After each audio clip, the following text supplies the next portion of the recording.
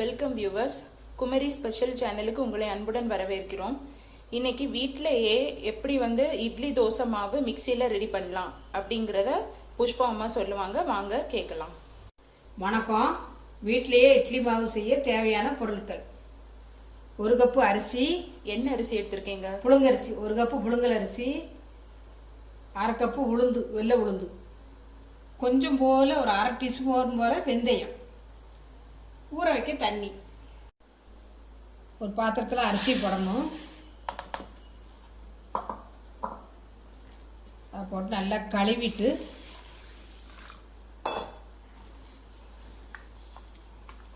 நல்லா சுத்தமாக கழுவிட்டு அப்புறமேல ஊற போடணும்.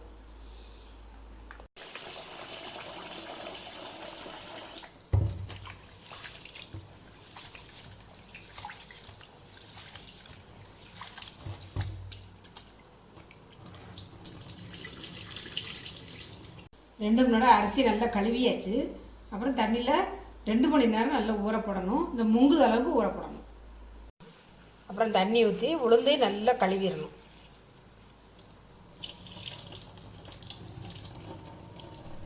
உளுந்தையும் நல்லா 2-3 தண்ணி நல்லா கழுவிட்டு அப்புறம் ஊற போட்டு வைக்கணும். 2 மணி நேரம் ஊறணும். அதில் ஒரு 1/2 டீஸ்பூன் வெந்தயம். இட்லி தோசைக்கு கொஞ்சம் மெதுவாக இருக்கும். அரிசியும் பருப்பும் 2 மணி நேரம் ஊறணும். அதுக்கப்புறம் பார்க்கலாம். 2 மணி நேரம் ஆயிடுச்சு. அரிசியும் உளுந்து அரிசியும் நல்லா நனைஞ்சிட்டு இந்த மிக்சி சாரில் போட்டு தேவையான தண்ணி விட்டு அரைக்கணும்.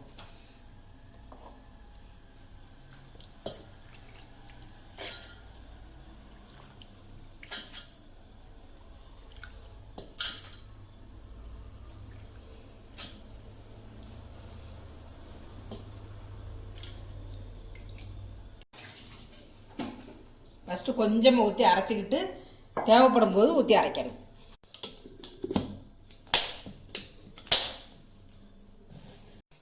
ஃபஸ்ட்டு உளுந்த பட்டு போல் அரைச்சி எடுத்துக்கிடுவோம். தேவையான தண்ணியை விட்டு விட்டு அரைச்சி எடுக்கணும்.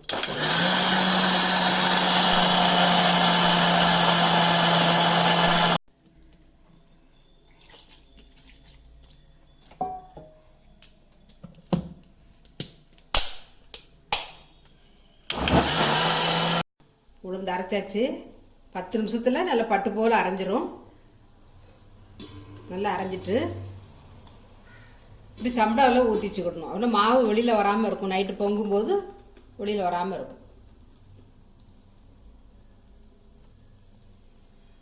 உளுந்து அரைச்ச அதே சாரில் கொஞ்சம் கொஞ்சமாக அரிசி போட்டு அரைச்சி எடுக்கணும். தேவைக்கு தக்க தண்ணி ஊற்றிக்கிடணும். பார்த்துக்கிட்டு ஊற்றிக்கலாம். தண்ணி ஊற்றி அதே போல் பக்குவமாக அரைச்சி எடுக்கணும்.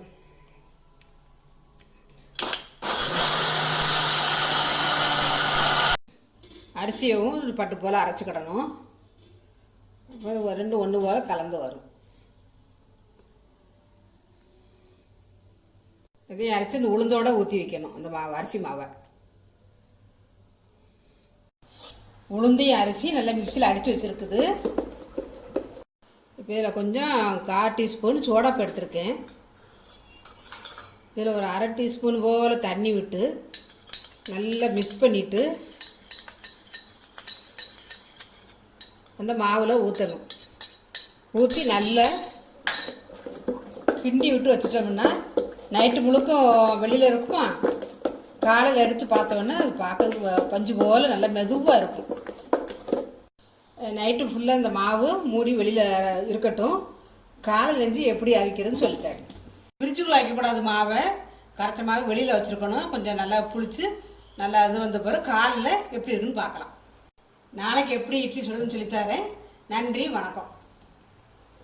இந்த வீடியோ உங்களுக்கு பிடிச்சிருந்ததுன்னா லைக் பண்ணுங்க, ஷேர் பண்ணுங்க, சப்ஸ்கிரைப் பண்ணுங்க. மறக்காம பக்கத்தில் உள்ள பெல் பட்டனை ப்ரெஸ் பண்ணுங்க. தேங்க்யூ ஃபார் வாட்சிங்.